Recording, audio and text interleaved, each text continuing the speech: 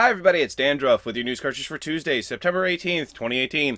Welcome back to the show, everyone. Don't forget, later this week, I am giving away Kona, a survival detective game, and all you have to do is leave a comment that I like on any episode this week. Oh, and the usual timestamps along with their corresponding reference links can all be found in the description below. Up on top today, we are talking about the YouTube gaming app. Started back in 2015 and meant to bring a bigger focus on gaming videos and live streaming events by content creators here on YouTube. Today it was announced the app would be shutting down, and the director of YouTube Gaming, Ryan Wyatt, released a statement blaming general confusion for the app's failure because many people weren't using it to its fullest potential and preferred to watch YouTube traditionally. And from my own personal usage, I would say that is exactly what I did, and I don't think I ever used any of YouTube's gaming features. Usually when I want to watch a live stream, I go over to Twitch. Going forward, YouTube will now incorporate its gaming section into the rest of the website so you can still access content from your favorite gaming YouTubers, and hey, who knows, maybe now it'll recommend you to other gamers that you actually like. I honestly don't think that this is going to change much for many people. I know it won't for me,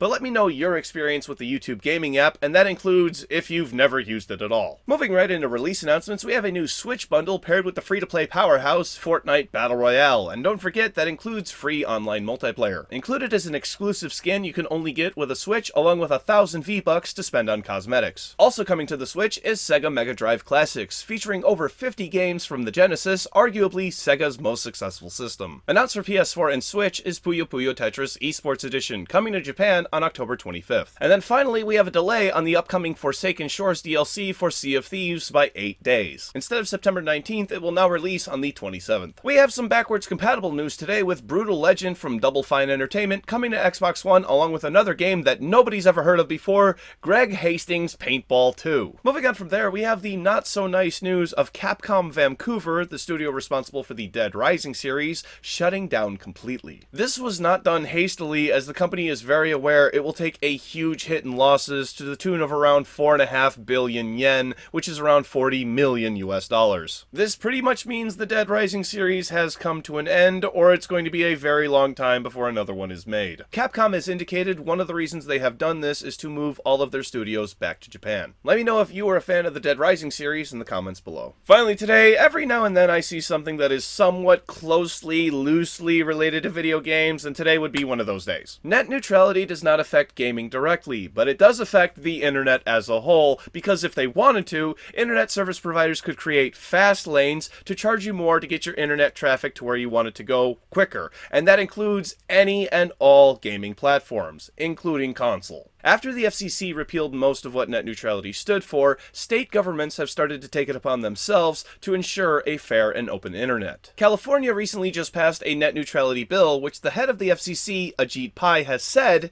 is illegal. But you know what somehow isn't illegal? Lying to the American people about a DDoS attack on the FCC website. And guess who perpetuated this lie? None other than the head of the FCC himself, Ajit, and if you can tell, I don't like that man. And look, the only reasons why states like California and my own home Washington state have passed their own net neutrality rules is because they know it's the right thing to do, it's what the American people want, and you won't do it. Even Pai has said himself, quote, "The internet should be run by engineers, entrepreneurs, and technologists, not lawyers, bureaucrats, and politicians. That's what we decided back in 2017, and we're going to fight to make sure it stays that way." Not realizing the irony that he is a lawyer, politician, and bureaucrat deciding how the internet should be run.